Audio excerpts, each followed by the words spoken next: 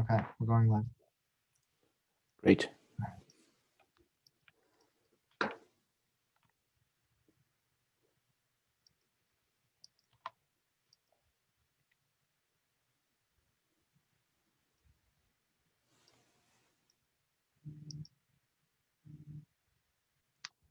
Good afternoon, everyone. Welcome to this week's Jewish Gen Talk with Dr. David Marwell. We're about 1 minute from getting started, so welcome, and we will get started very shortly.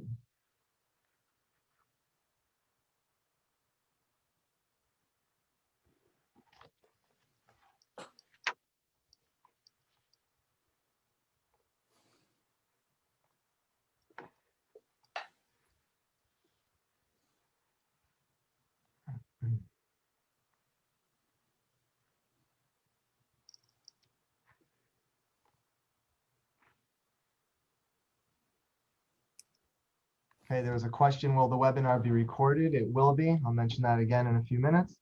Welcome, everyone. We're about to get started. People are still logging in.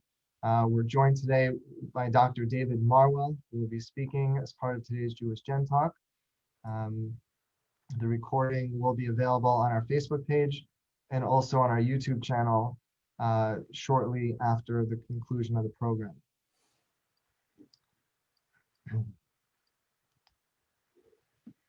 Okay, good afternoon, everyone. Welcome to today's Jewish Gen Talk. My name is Avram Grohl, and I come to you here from New York City. I'm privileged to serve as the Executive Director of JewishGen.org. For those of you who are joining us once again, welcome back. This has been an amazing series of Jewish Gen Talks, which really began in June and have extended up until now. Today is the final talk of the fall. And then we will be announcing our schedule for January through March shortly. For those of you who are new and this is your first time with us, welcome. We're glad that you're here.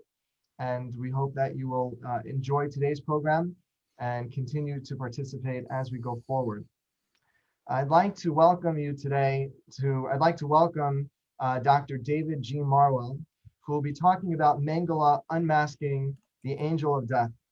This is an extremely relevant topic for researchers, particularly since so much of what we do as genealogists is directly linked and interconnected with the Shoah, which ruptured with the Holocaust, which ruptured families across space and time, giving us the responsibility to memorialize and remember those who came before us.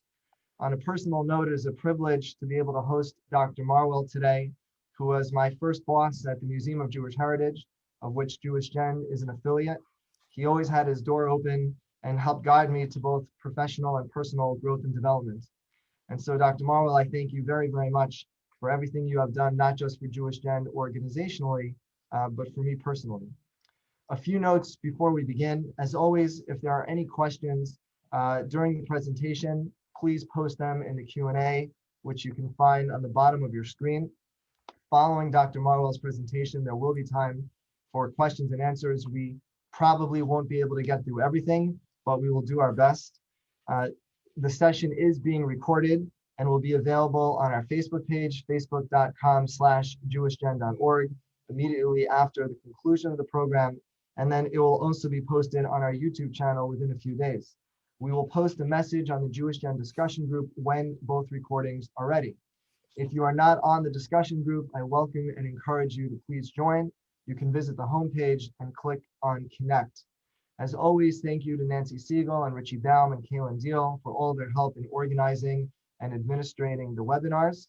And now, to introduce Dr. Marwell, I'm pleased to have a video that was shared by Mr. Jack Klieger, who is the president and CEO of the Museum of Jewish Heritage.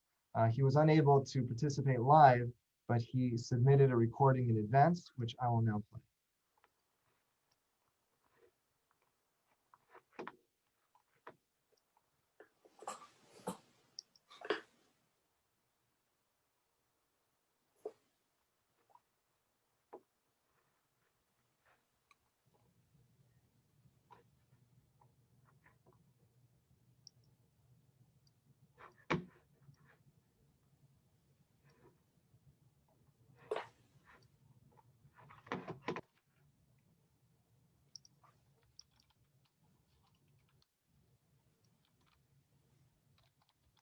I apologize. It looks like we're having some technical difficulties.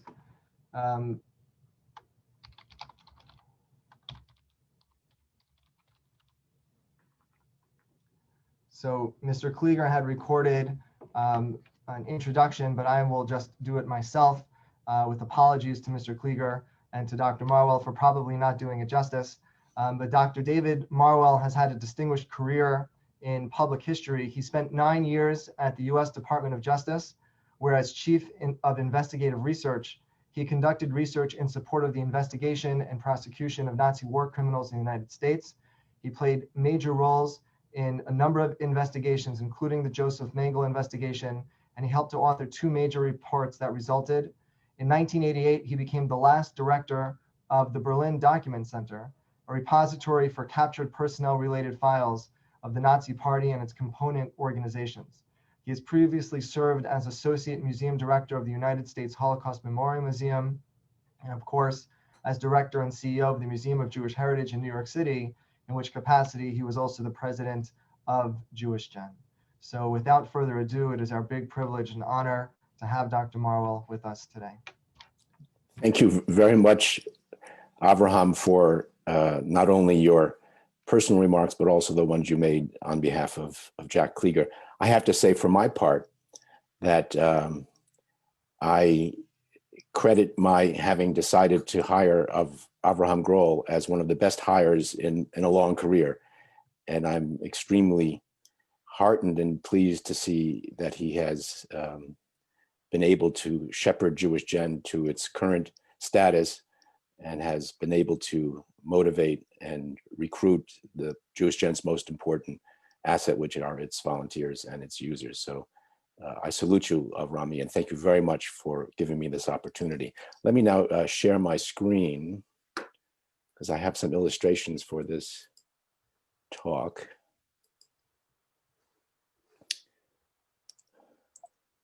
The first one, of course, is a bit of advertisement for the book, which I encourage you to read. You don't have to buy it if you don't want to. You can get it out of a library or borrow it from a friend, but I really hope that you'll have an opportunity to read the book.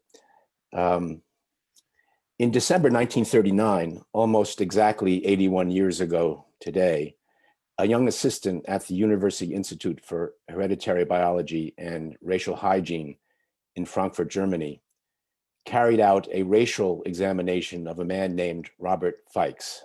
Fikes, a talented chemist, maintained that he was not a full Jew since his biological father, an Aryan, had been adopted by a Jewish family in Bohemia when his own parents had perished in an epidemic. Following the annexation of Austria, Fikes had been arrested several times by the Gestapo and was suspected of foreign currency violations and bribery. While in pretrial custody, the assistant examined Fikes, and this is the paperwork that he filled out.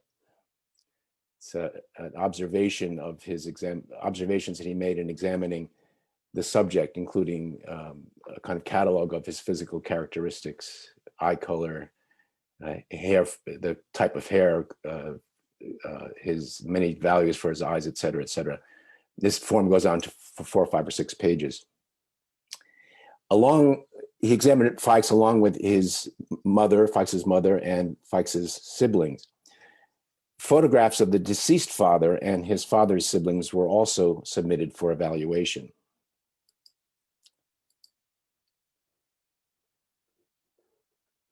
Pardon me.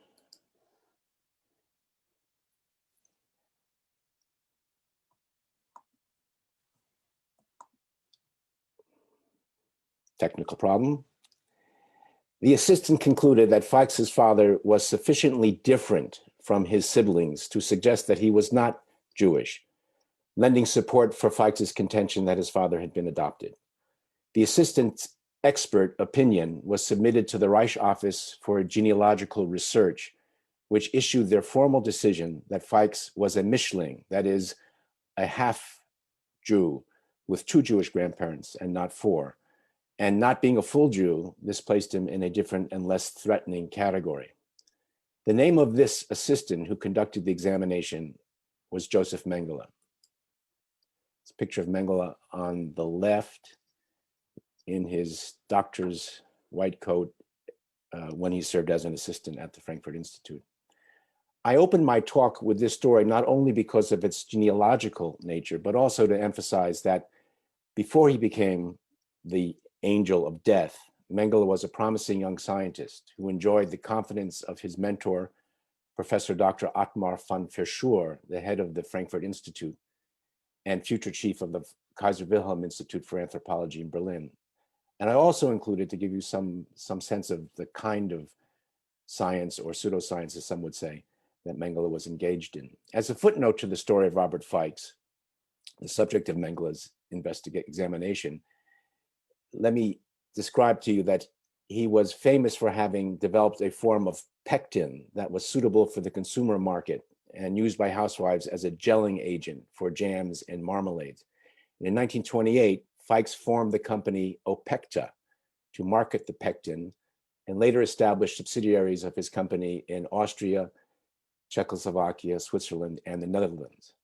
The head of the Dutch company was a man named Otto Frank, the father of Anne Frank. Now, it may surprise you to learn that the life and legacy of Anne Frank intersected with that of Josef Mengele, not only in this way, and in the course of the talk that will follow, I will point to two other instances. My book chronicles Mengele's life and career, and I will summarize the high points or low points in a few minutes. Just one second.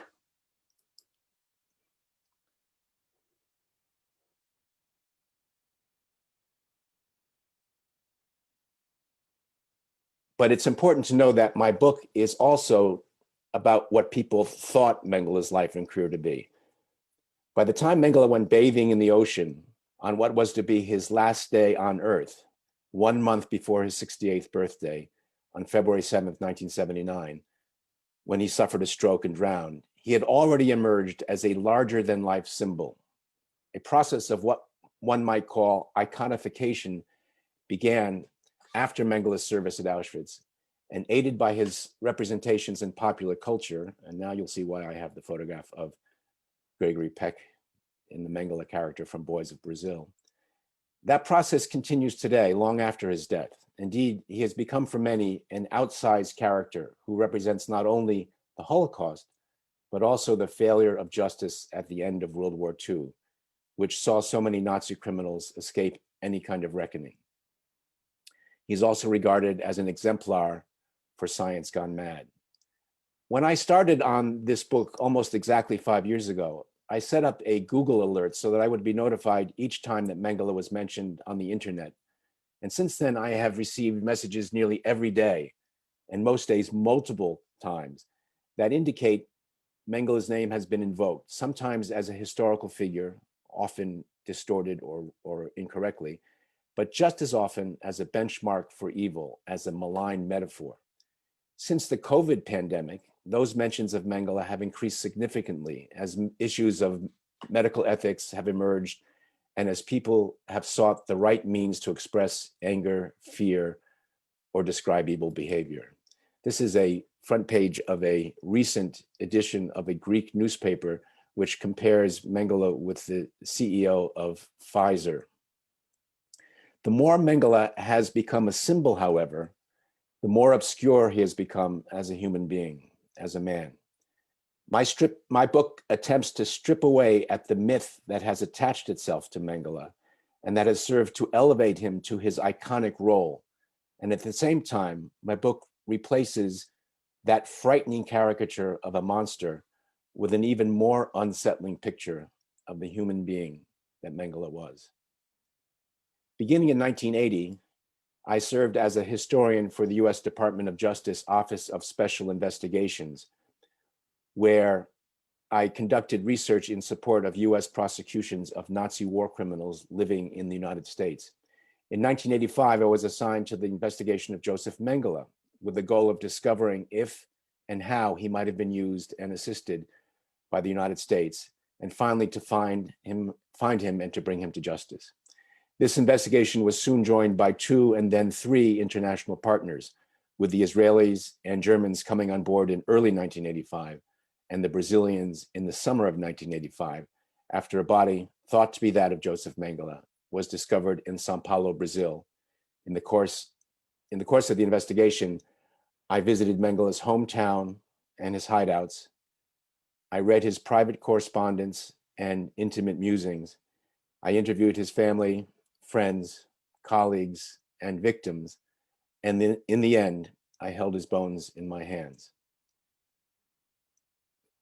I originally set out to write about my experience with this investigation, but in the end, I changed that plan. Instead of restricting myself solely to writing about the investigation, I expanded my effort into a biography of Josef Mengele. I had discovered a rich body of newly released records and brilliant scholarship, both of which shed light on areas of Mengele's life and career that had been unknown to me and which became available only after I started writing. My book is based on records that I found in archives in Germany, Israel, and the United States, and to some extent in Brazil. I used the once top secret CIA file on Mengele, which was released and declassified in the year 2000, and the secret Mossad report, declassified and released only in 2017. My book is based on interviews with participants and on my own recollection of the events in which I participated. It is also based on Mengele's own writings. Here's a picture of some of the stuff that was found in the home where Mengele had been living before he died. And they include not only diaries and correspondence, but also an autobiographical novel that he wrote. He decided to tell his life story, not as a memoir, but in the form of a novel, which would free him from the bounds of literal truth and allow him to use literary devices to tell the story of his life, which he believed was important for his family to understand. I begin by describing Mengele's childhood and admit to finding no hint there of the man he was later to become. He was born as the first of 3 sons into a prosperous and prominent family in the town of Günzburg in Bavaria, where his father owned a farm machinery manufacturer, and which became a major employer in the town. There are no stories of Mengele having exhibited any signs of extreme behavior, no stories of him torturing pets in his backyard or anything like that, nor are there stories of him having shown any signs of the extreme politics that would later define him. People who knew him at the time described his family and his home life as Catholic and conservative.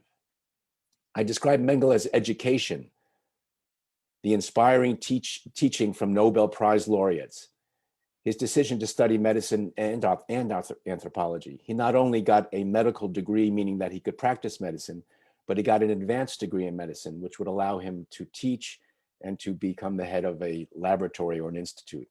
He also got a PhD in anthropology.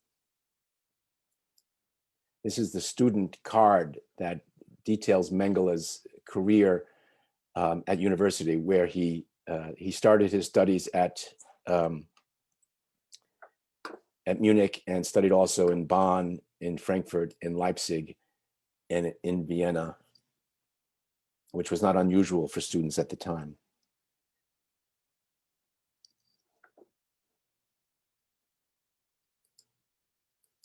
These are pictures of Mengele as a student. Here he is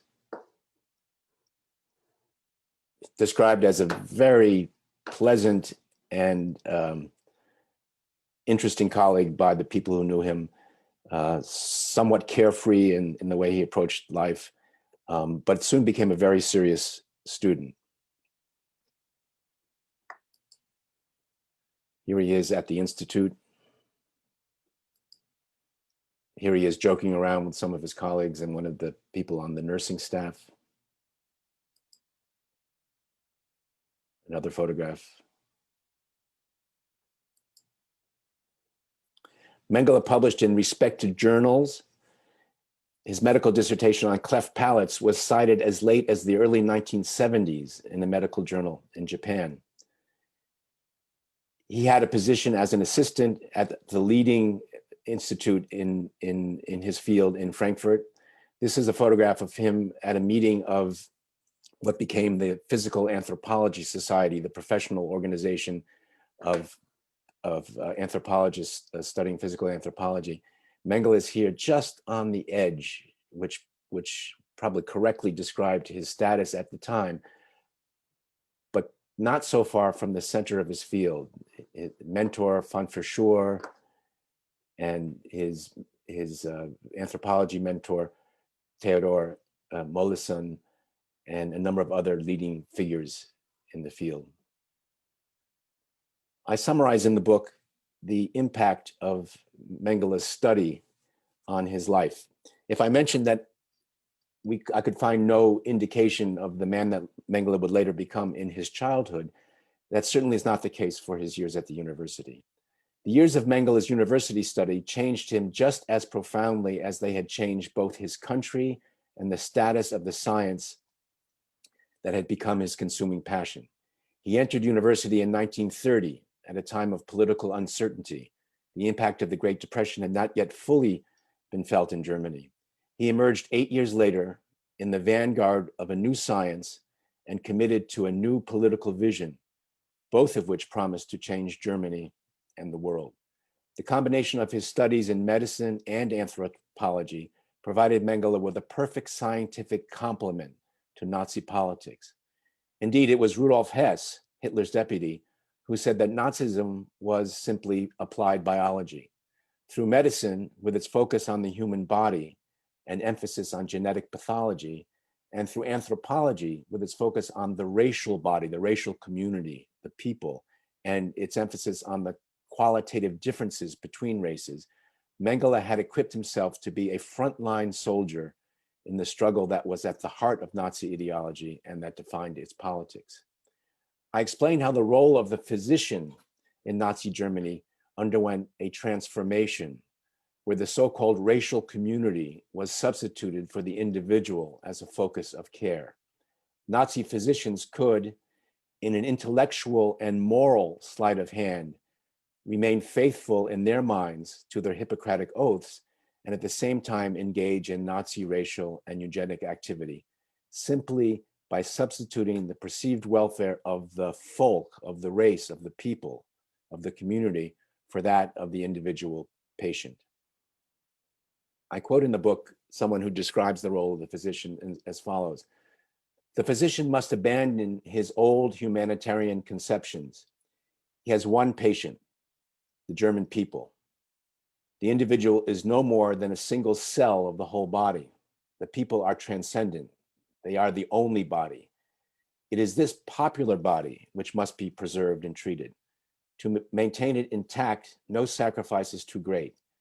Just as a doctor will not hesitate to amputate a finger to save a limb or a limb to save a life, so the Nazi physician is prepared to undertake all aggression against the individual who menaces the people, against individual Germans even, and with even greater reason, against strangers." My book supplies an important corrective to past biographies of Mengele by explaining his military and wartime experience. He was a frontline soldier with the SS Viking Division, and this saw him exposed to combat and extreme violence from the very beginning of the invasion of the Soviet Union until the retreat from Stalingrad 18 months later. If you read any other biography of Mengele, with one exception, you will learn that you will understand or believe that he was transferred out of the Viking Division, where he served as a combat physician, a combat doctor for the engineer battalion of that division. You will learn that he was transferred out of that in the summer of 1942. This is not true. He actually remained with the unit until the January of 1943, when he was evacuated from the retreating forces at Stalingrad. His unit was moved to support the retreat, and he remained there until he was air evacuated out in January of 1943. The reason for this mistake in most other biographies is that there is an error in the documentation relating to Mengele's career, which indicated an assignment in July of 1942 to a reserve unit. This did not take place, and one of the best pieces of evidence for that is a photograph of Mengele in October 1942 in Ukraine with his unit. And there's lots of other evidence that suggests that he was with a combat unit in the front lines from the beginning of the invasion of the Soviet Union through the early days of Operation Barbarossa, where his unit was involved in mass atrocities. We don't know whether Mengele himself was involved in these mass shootings in Ukraine, but we know that he was certainly aware of them. And then in constant combat until he was evacuated, as I said, in January 1943, when he went to Berlin and reassociated with his mentor, Dr. von Verschoor, who was at that time the head of the Kaiser Wilhelm Institute. I devote an entire part of my book to Mengele's time at Auschwitz. And I think that the section on Auschwitz makes a significant contribution. I won't go into much detail here about it, but for anyone who thinks they know what Mengele was doing at Auschwitz, especially if they cannot read German and know little about recent scholarship on the subject, this book, I think, will surprise them. There are a couple of things to keep in mind about Mengele's time at Auschwitz. First, it began in May of 1943, the very end of May 1943. Between January of 43 and May of 43, Mengele was in Berlin working informally with the Kaiser Wilhelm Institute for Anthropology, where he made contact and developed strong collegial bonds to the scientists working there and became aware of their research interests and their experiments. When he got to Auschwitz, he was able to help his colleagues from the Kaiser Wilhelm Institute, and in fact, was able to provide specimens and help to conduct research on their behalf at Auschwitz. If one was to look at Mengele's career at Auschwitz, most people focus on his experimentation, and that of course is important, and I'll talk about that in a moment. But in terms of his sheer criminality, of the number of people whom he affected, and of the crimes that he committed, it is certainly his activity on the ramp at Auschwitz, where he was involved in the so-called selection of incoming prisoners who were deposited on the ramp, first outside the camp and then after the spring of 1944 inside the camp, and where he conducted the kind of binary selection between life and death, or life and exploitation before death. The individuals who confronted him were separated into those who would be killed immediately, and these included old people, included ill people, people who looked as though they were unable to perform meaningful labor, and it included children and their mothers if they were accompanied their children, and of course pregnant women, even if they had no children. Mengele, during the time that Mengele was at Auschwitz, probably as many as 700,000 people or more passed through the processing of the selection. Mengele was not the only person selecting. There were about 15 or 20 other physicians who were assigned the task, and he performed his duties routinely in a rotating assignment. One of the challenges about trying to determine exactly what Mengele did at Auschwitz is that there are very, very few records that detail his scientific experiments. We are left almost only with the testimony of individuals whom he used as subjects for his experiments. And they are, in many cases, not the best witnesses for the experiments themselves. They certainly can talk about what was done to them, but it's very difficult for them to have known, given their perspective, what Mengele's intentions were and what he intended to do and what his research protocols were. So we're left with only a little bit of evidence that we've been able to take and then reconstruct his interests in science. And most of what you've probably read about Mengele at Auschwitz and the science that he conducted there is likely wrong. And I go to some length in the book trying to describe exactly what we can reconstruct were his research objectives. In addition to Mengele's selection of individuals as they arrived at the camp, he also conducted routine selections of people who had been admitted to the camp. Those who were not selected for death immediately were selected to be exploited for their labor first, and then as they weakened or became ill, they would be selected from the camp population and sent to their deaths. And Mengele was also conducted that kind of work at Auschwitz. His official duties included normal duties of a physician in a situation like that. He was involved with inspecting and certifying the meals that prisoners would receive. He was involved in supervising executions. He was involved with public health issues connected with the camp, not because he had any concern for the health of the prisoners, certainly not, but because he had concern for the health of the SS staff that lived in close proximity to the prisoners. So that if there was an epidemic in the camp, it was his job to try to tamp it down before it could affect the SS staff. And in one famous example, there was a typhus epidemic when he first, nearly when he first arrived at the camp. And he systematically emptied one barracks of all of its inhabitants, sent them to the gas chambers, had that barracks completely cleaned and fumigated, took prisoners from another barracks, had their clothes removed, gave them new clothing after they were deloused, and then put them into the now clean barracks, and did that down the line until the entire camp had been fumigated and individuals deloused. And this, of course, was a dramatic way of ending the epidemic, but also the murder of 1,500 people in order to accomplish that is an example of the kind of grotesque nature of how he attacked his public health responsibilities. In addition to Mengele's work on the ramp, where he selected prisoners for death or for registration in the camp and forced labor, Mengele also tried to secure for himself the best medical talent possible to help him with his experimental program. After separating the people into the lines of those who would be murdered immediately and those later, he also called out for any physicians within the arriving prisoners, any physicians, any anthropologists, any medical draftsmen, any nurses, any anthropologists.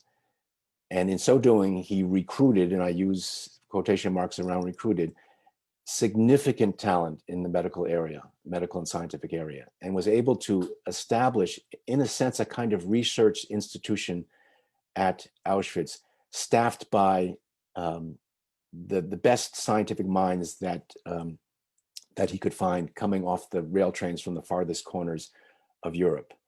He had very famous and very accomplished people whom he recruited, again, quotation marks, into assisting him with his experiments. This is Mengele at Auschwitz in the not so long ago discovered photo album of someone of an adjutant to the commander. Here he is with the highest officers and commandant of Auschwitz. Here he is again at a social function. Mengele was visited this place called Sowa Huta, which was a subcamp of Auschwitz, which was established as a kind of rest and recuperation facility for the staff at Auschwitz, who would be rewarded by a weekend there or by an evening there. It was about 30 kilometers away from the camp.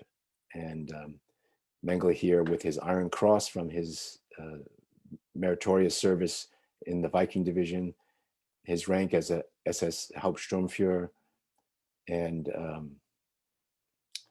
again with very high-ranking officers. Let me just back that up. One. Mengele's wife, Irene, whom he married in 1939, right before the beginning of the war, visited him twice at Auschwitz. Once shortly after he arrived in the summer of 1943, and then again at the very end of August 1944. Although she had planned to return to Freiburg, which was the town, the city where she lived and where her parents lived, she planned to return to Freiburg on September 11th. Irene became ill with diphtheria and later developed myocarditis, a complication of that disease. She may have already begun to feel sick by September 5th, the same day that a transport arrived at Birkenau from Westerbork camp with 1,019 Jews from the Netherlands. We don't know whether Mengele had been assigned ramp duty that day, but if he had, he would have encountered a German family from Frankfurt who had moved to Amsterdam after the Nazis had come to power in Germany. The entire family, mother, father, and 2 daughters, survived the selection, but only the father survived the war. His wife died in January 1945, and his 2 girls were transferred to Bergen-Belsen, where they both perished. The younger one, Anne Frank, on March 31st, 1945. This kind of parallel life that Mengele led at Auschwitz. His wife became ill, was in the hospital. He would visit her in between his different duties, one of which would have been to meet transports, perhaps the transport of Anne Frank. And he would sit by her bed and read Balzac to her, and then leave again and perhaps do a selection at one of the barracks or conduct some experiments. I conclude my section about Mengele at Auschwitz in the book in the following way. And it really is in some ways a key to how I view Mengele, and I was very pleased when my oldest son read the book when it first came out, and he sent me a text with this paragraph in it and said, "This is the whole point of the book, isn't it, Dad?" And I said, "Well, not too bad." The notion of Mengele as unhinged, driven by demons, indulging grotesque and sadistic impulses, should be replaced by something perhaps even more unsettling. Mengele was, in fact, in the scientific vanguard, enjoying the confidence and mentorship of the leaders in his field. The science he pursued in Auschwitz, to the extent that we can reconstruct it, was not anomalous, but rather consistent with research carried on by others in what was considered to be the scientific establishment. It was criminal and monstrous because of the absence of all barriers that ordinarily serve to contain and regulate the temptations and ambitions that can push scientific research across ethical boundaries. To relegate Mengele and his research to the ranks of the anomalous and bizarre is perhaps more palatable than understanding that he was the product and promise of a much larger system of thought and practice. It is easier to dismiss an individual monster than to recognize the monstrous that can emerge from otherwise respected and enshrined institutions. Mengele left Auschwitz in mid-January 1945. The Red Army was not so far away and was threatening to liberate the camp. He and the SS guards and battalion staff left in their vehicles probably on the 17th of January. Before leaving, Mengele was seen packing up the documents that he had collected that documented his experiments, and perhaps also some of the illustrations and slides and samples that he had collected over the year and a half that he had been at Auschwitz. And he first went to Berlin, where he met with the head of physicians for all concentration camps and was given a new assignment. He was sent to become the head of the chief physician for the Gross Rosen concentration camp near Breslau. By the time he got there, it was also threatened by almost imminent evacuation or liberation by the Soviets. Mengele left there and went to a subcamp of Gross Rosen and eventually found his way by himself, separated from the rest of the camp unit, and was making his way back towards Germany in retreat in the face of the onslaught of the Red Army. He happened to have met by chance on his way a field hospital of the Wehrmacht. And as luck would have it for him, one of the officers in this field hospital was someone whom he had gone to medical school with. He asked this man whether he could join the field hospital.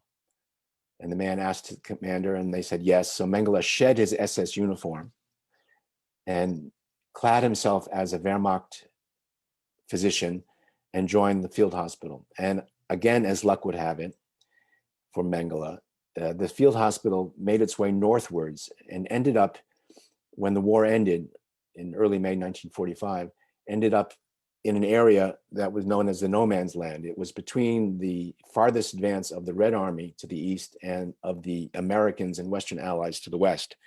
For a period of about 6 weeks, this unit remained in this no man's land. It gave Mengele a chance to become acquainted with the other colleagues in the unit and to build a convincing cover story. And at some point, toward the middle of June 1945, the unit decided, the field hospital decided that they would be wiser to surrender to the Americans rather than the Soviets, where they would have been subjected to Soviet justice, and felt that their chances for the future would have been increased if they gave themselves up to the Americans. So they got in their ambulances and their trucks and their other vehicles, and they made their way westward and were taken prisoner by the Americans near Hof in Bavaria. Mengele served in 2 US POW camps, one for a couple of weeks and then transferred to another one. He was likely released under his own name, although that's not entirely clear. And what saved him from having been identified as the war criminal Josef Mengele, there are two things that one must keep in mind. Number one, Mengele failed to have, again, as luck would have it, the SS tattoo under his left arm. The SS would tattoo its soldiers right here under the left arm with their blood type, so that if they were wounded and unconscious, they could be transfused with the appropriate blood. In the American Army, it's on the dog tags, but in the Germans, the SS would tattoo it directly onto the skin under the arm.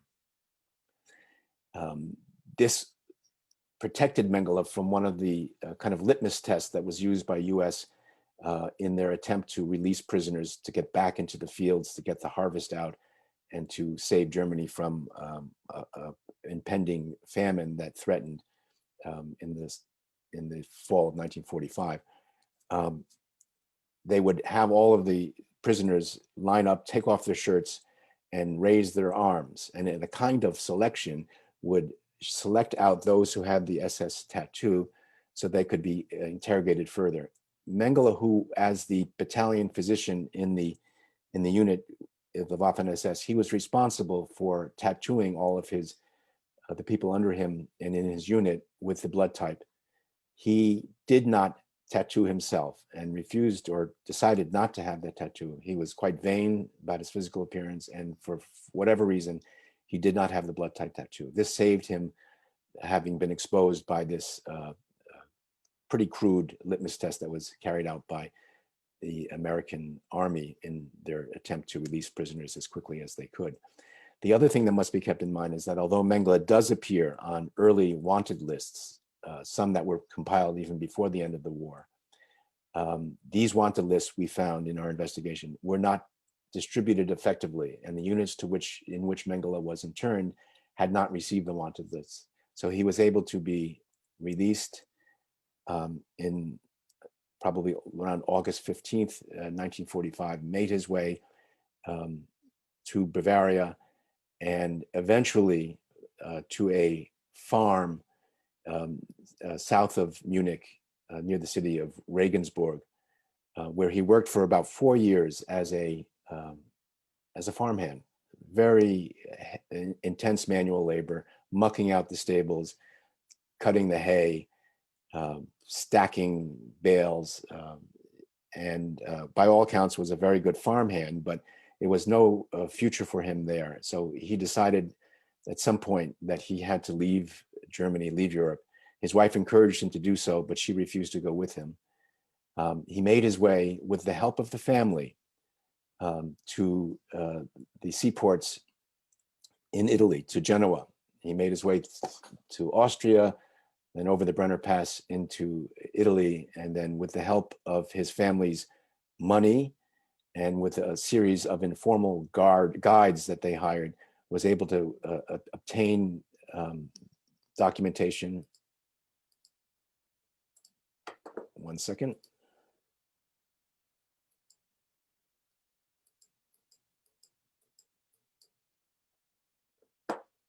here we go, from the Red Cross, which allowed him to get a visa into Argentina.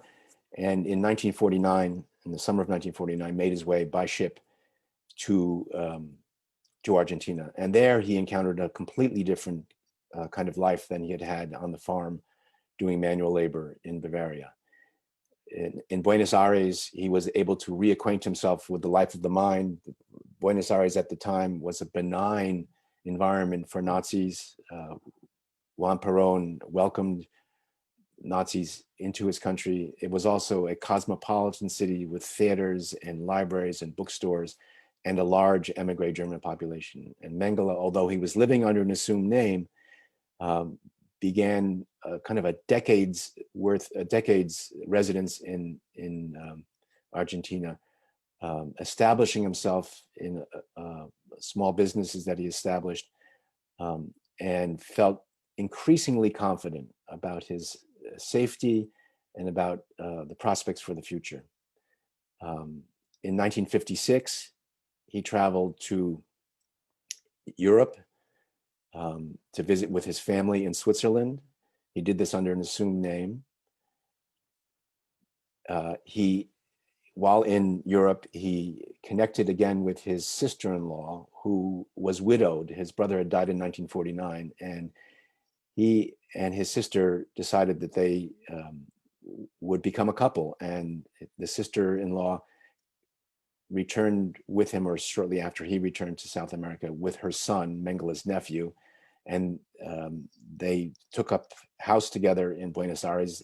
The sister-in-law, Martha Mengele, was listed in the phone book in Buenos Aires at the time. Mengele felt quite comfortable, so comfortable, in fact, that after his sister-in-law arrived and they took up housekeeping, he decided that he no longer needed to live under an assumed name, and he went into the German embassy and indicated that he was not really Helmut Greger, the name that he had been registered under, but Josef Mengele, and he got a German passport. And you might ask why the Germans didn't react to that. Is because there was no arrest warrant out for Josef Mengele at the time, and no one was looking for him, and he could, even though it was suspicious when someone came in and said, "I'm not the person I said I was," it didn't raise enough flags for him to be investigated any further. So Mengele lived quite happily and quite openly as Jose Mengele in Argentina. In the summer of 1958, he decides that he's going to marry Martha, his former sister-in-law, and they go to Uruguay where they marry. And almost at the exact same time, and here's the last time where Anne Frank's story intersects with Mengele's. Around the same time, in the summer of 1958, a book written by a man named Ernst Schnabel about Anne Frank is published in Germany. The Diary of Anne Frank had been published a few years earlier, and people were interested in what happened to Anne Frank after her diary ended, what happened to her actually in the Holocaust, what happened to her after she was arrested. And Schnabel wrote this book called, I can't remember the title, but I'll think of it in a minute.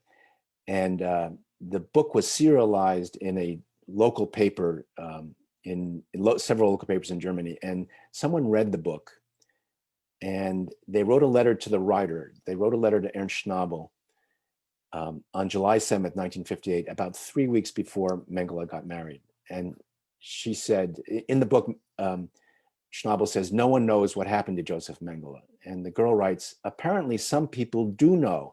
Otherwise, the older Herr Mengele in Günzburg," that's Mengele's father, "would not have told his former housemate, who had been a friend of the person writing the letter, that his son, who was an SS doctor, practiced medicine in South America under a different name. And because he was so homesick, Mr. Mengele sent the widow of another son over there."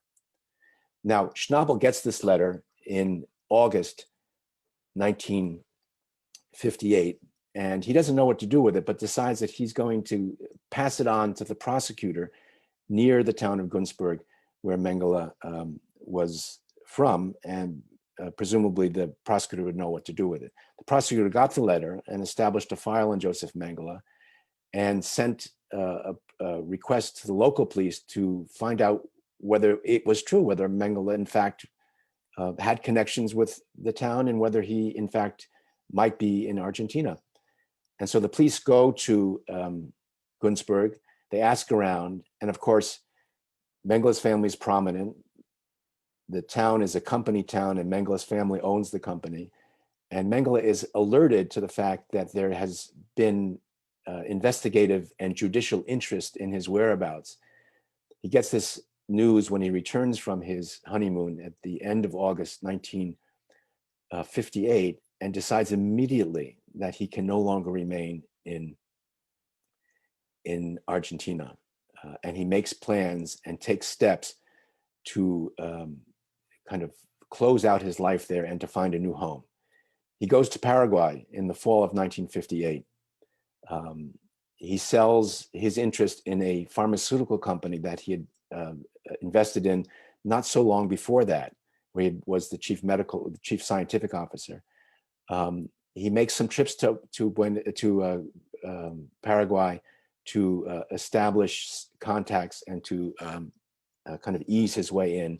And by the spring of 1959, Mengele has become a Paraguayan citizen through fraud, because you have to have been in a country for 5 years before you can be naturalized Paraguayan citizen. But he ends up being able to secure through fraud Paraguayan citizenship in May of 1959.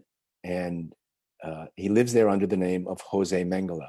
Now, why did he choose Paraguay? Well, Paraguay had no extradition treaty with Germany. So even though the Germans might be looking for him, and even though they might request his extradition, he would be protected in Paraguay. Argentina was no longer the benign haven for Nazis after Perón left the scene. And the president of Paraguay, Alfredo Stroessner, who had German family, German roots, offered a kind of good substitution. So Mengele moved to Paraguay and he felt pretty safe until May of 1960, when the Israelis capture Adolf Eichmann and speared him out of the country to stand trial in Jerusalem.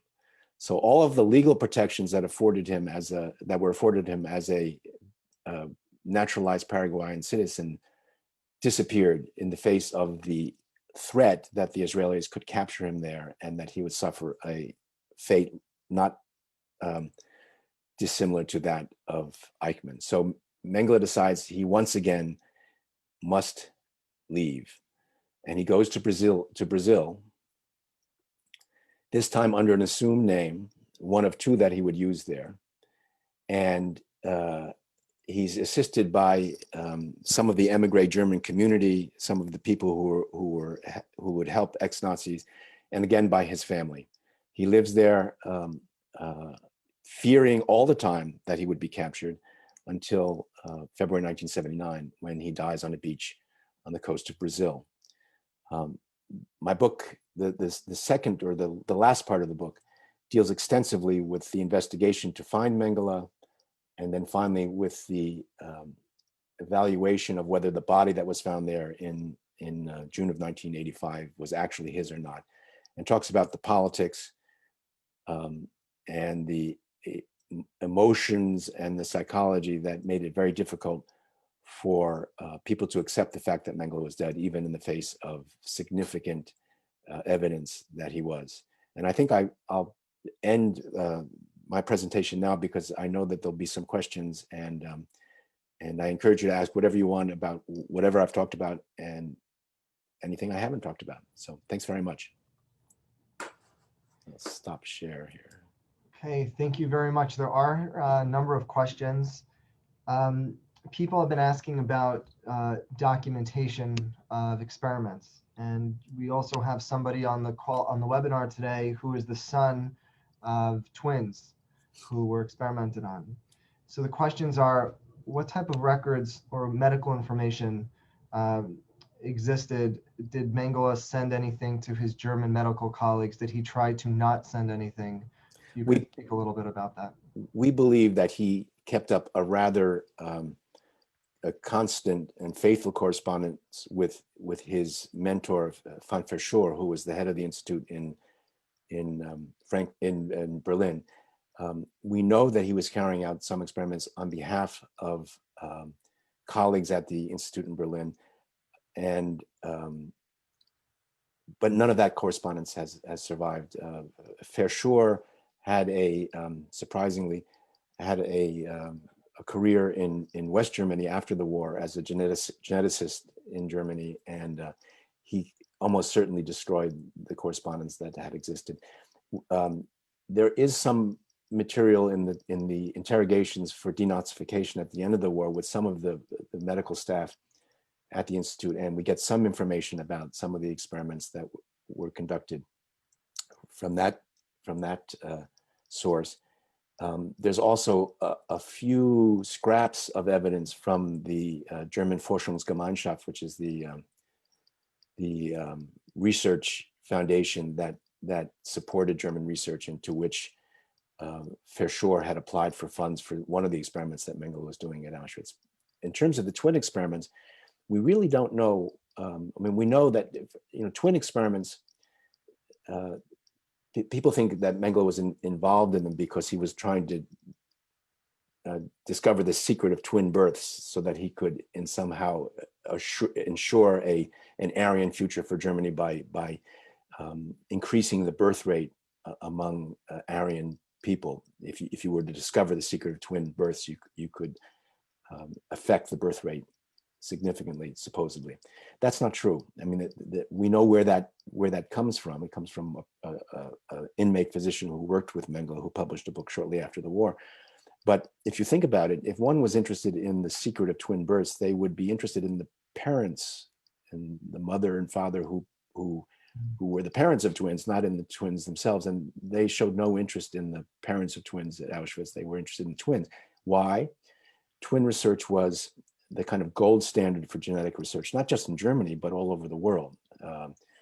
There's a long tradition of twin research, and the reasons are I think, are pretty clear. That you look at identical twins because they have the same genetic makeup. So if a disease is present in both parts, both pairs, both elements of a twin pair, then you could posit that the disease is somehow linked to genetics and not to environment, which is another potential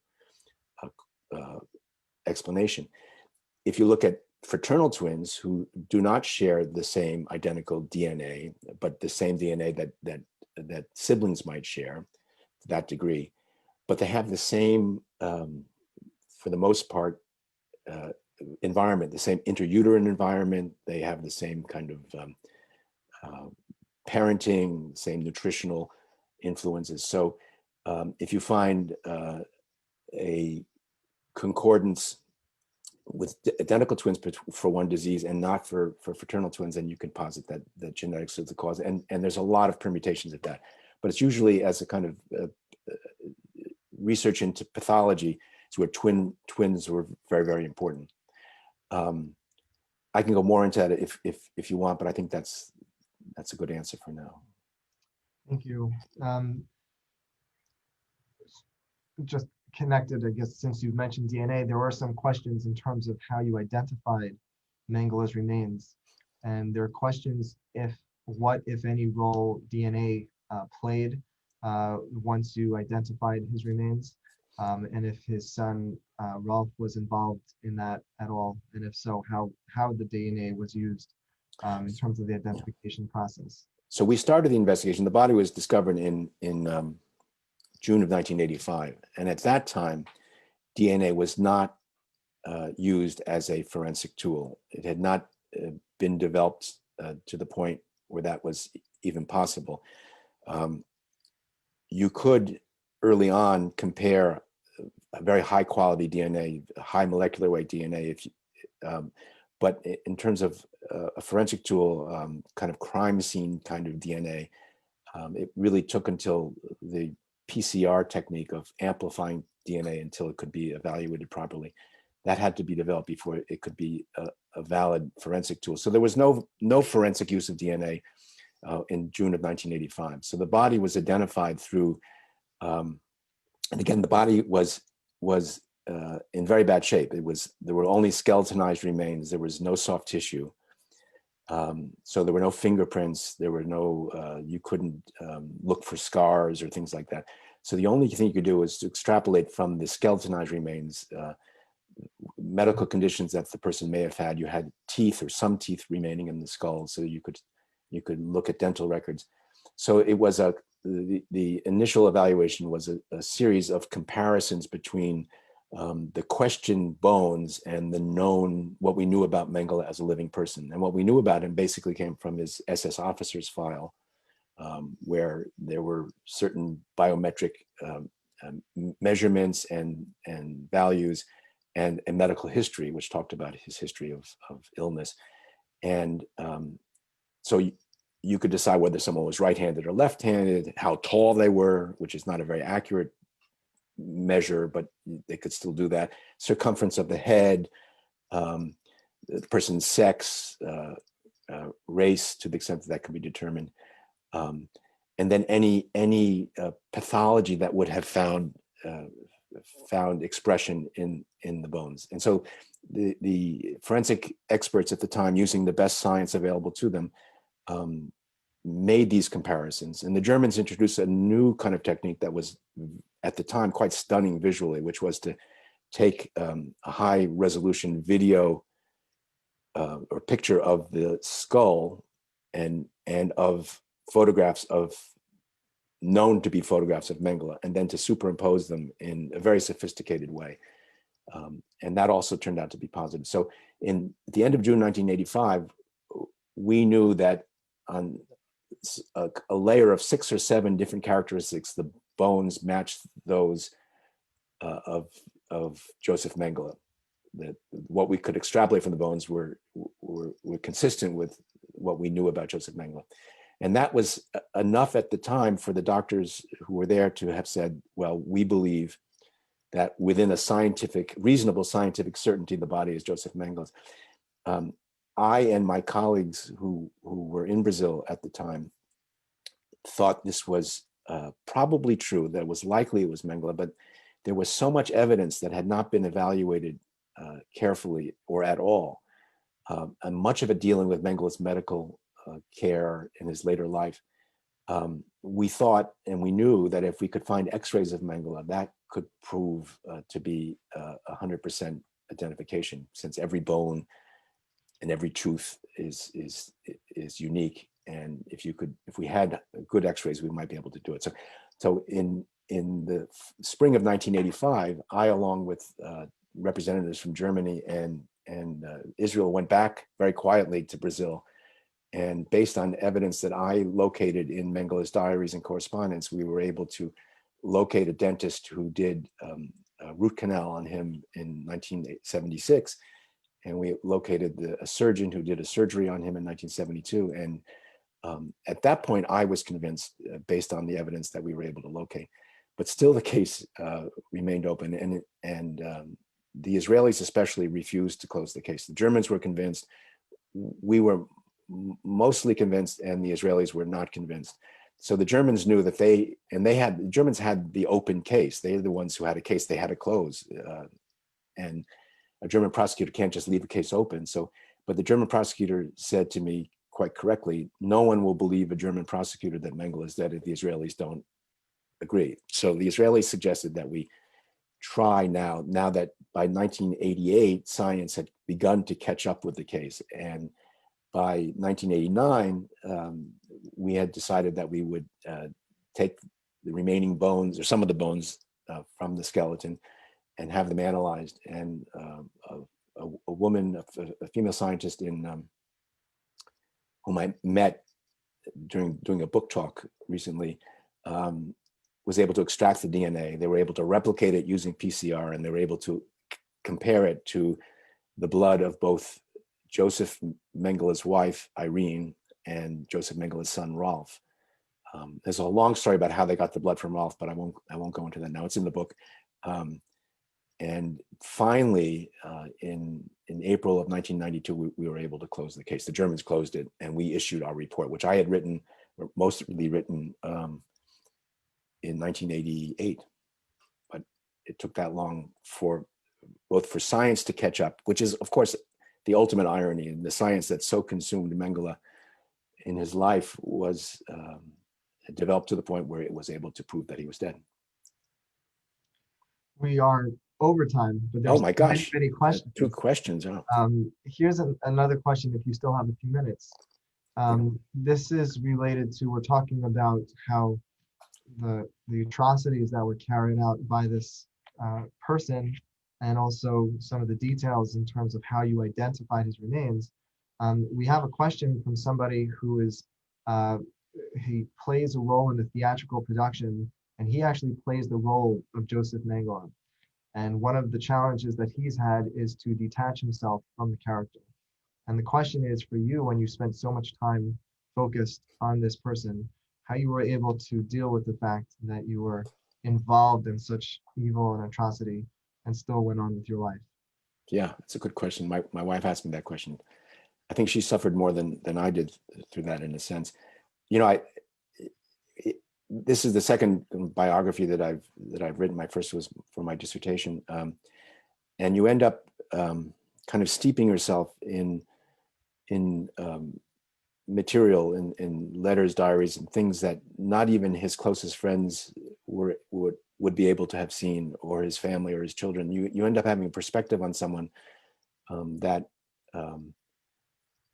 that's unusual, and it allows you, at least I think it allows you in some ways to and I'm very careful when I use my words here.